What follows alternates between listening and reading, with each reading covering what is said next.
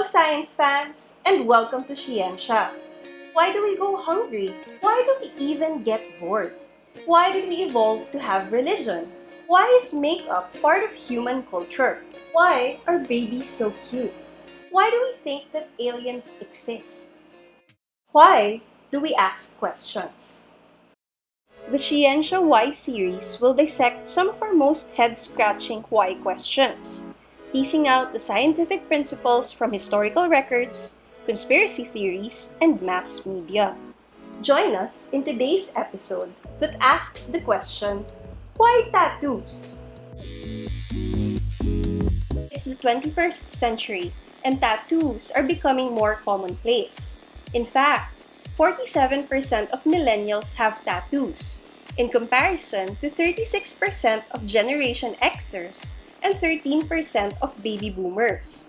Yet, despite their increasing popularity, inked individuals can still experience stigmatized reactions. From braving the wrath of your parents and risking being kicked out of the house or even disowned.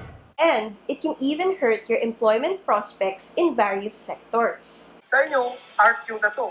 Sa PNP, tabo. Pag nakikita na expose dahil, pangit nga, parang criminal naman yung tingnan. Stigma is a socially constructed association between an undesirable characteristic and a physical appearance or behavior. For example, men having long hair has been associated with rock stars. And rock stars have been known to live dangerous lives with destructive addictions. Hence, men with long hair equals bad attitude, bad influence, and bad news. Oddly enough, I do recall a central figure of a specific faith, or multiple faiths perhaps, that have long hair.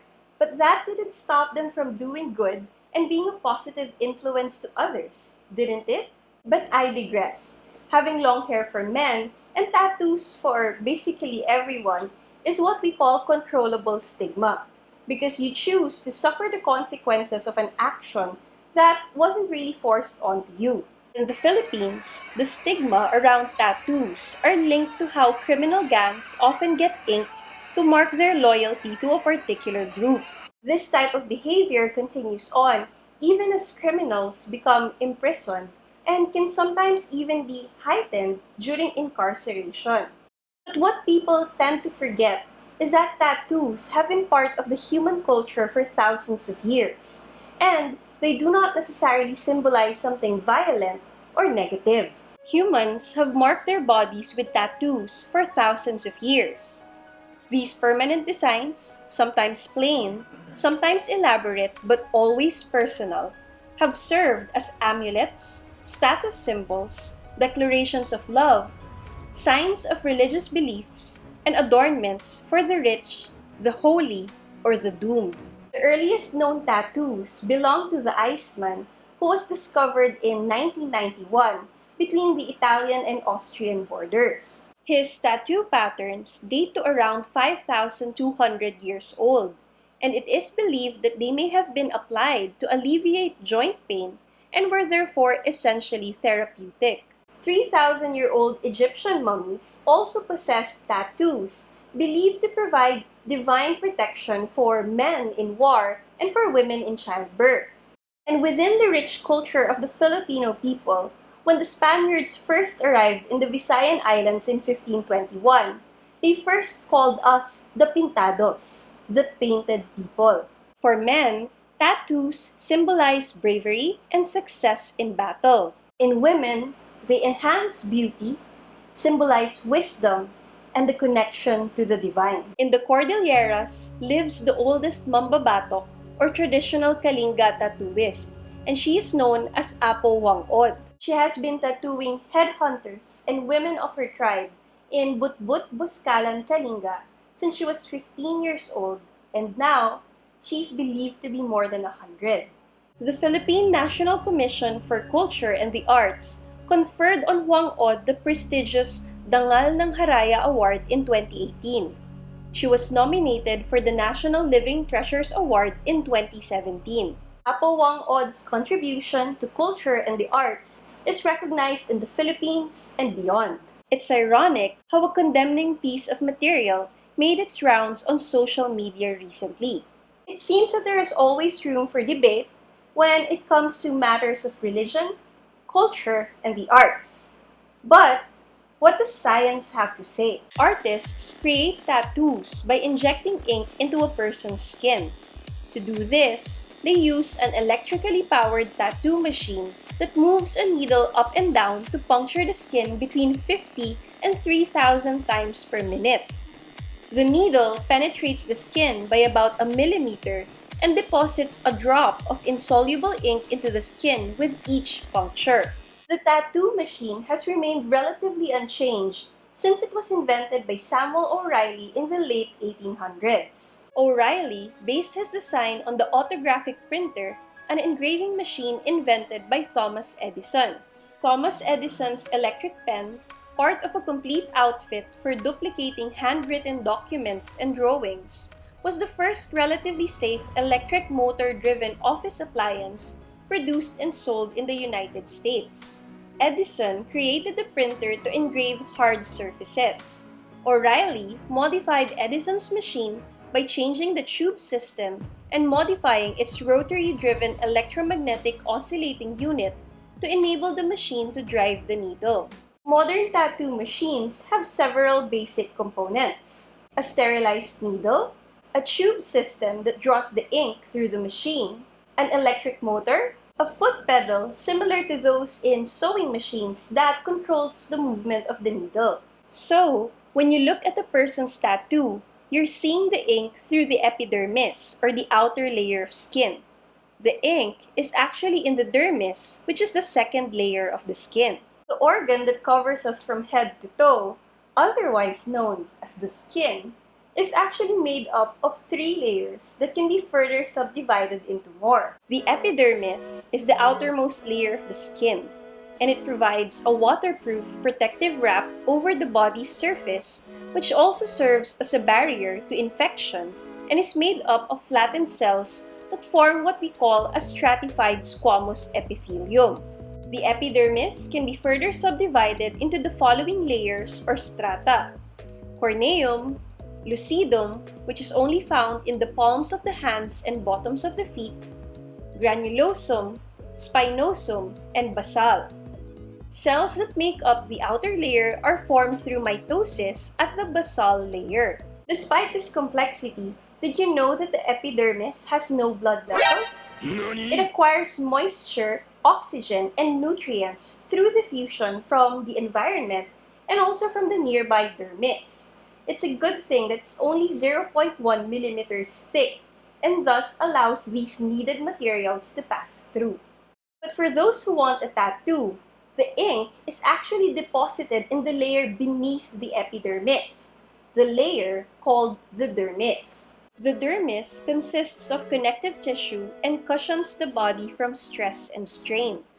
The dermis is tightly connected to the epidermis by a basement membrane and harbors the nerve endings that provide the sense of touch, pain, and heat.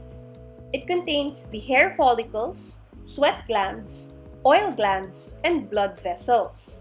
The cells of the dermis are far more stable than the cells of the epidermis, and thus the ink and the design will stay stable with minor dispersion or alterations throughout the person's lifetime. Considering the structure and function of the skin, getting a tattoo is a painful and risky experience.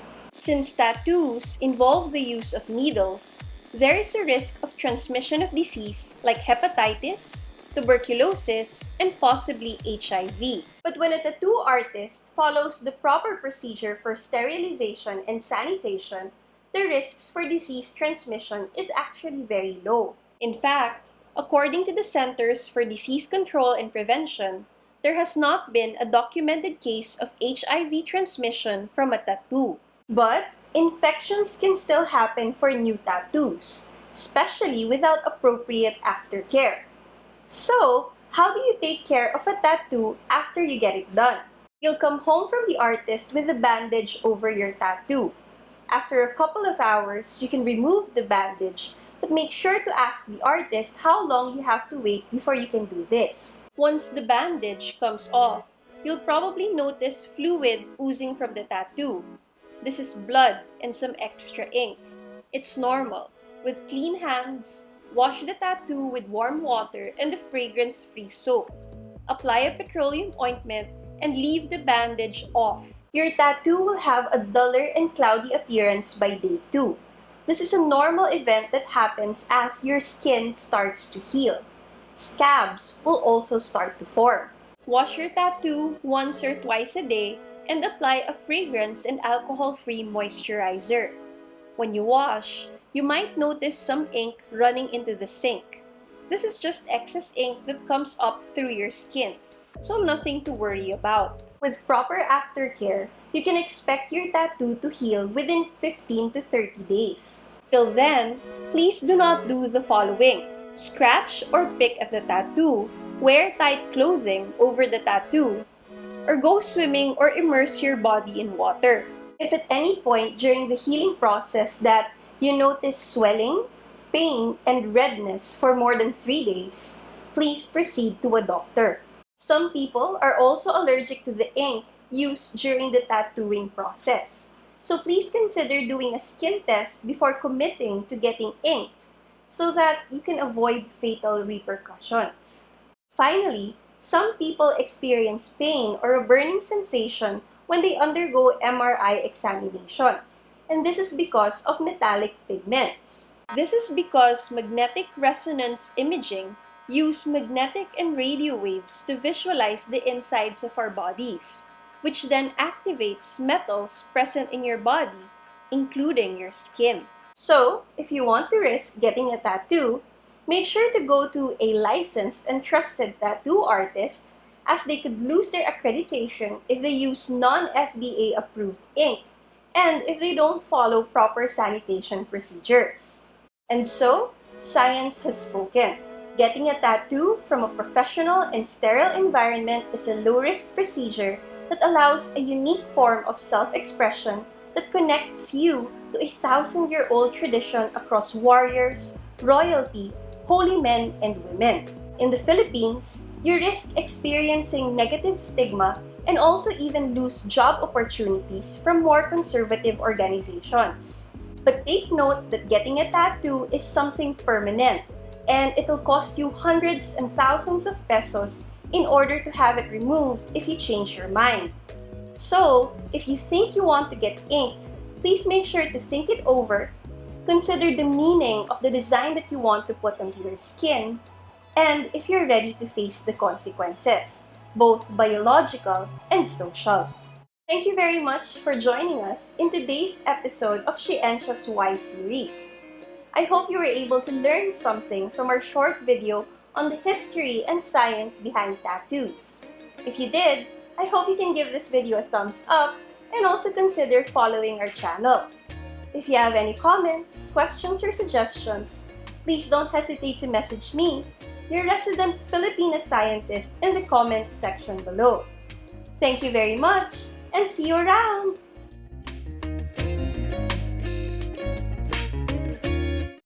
Why are babies so cute?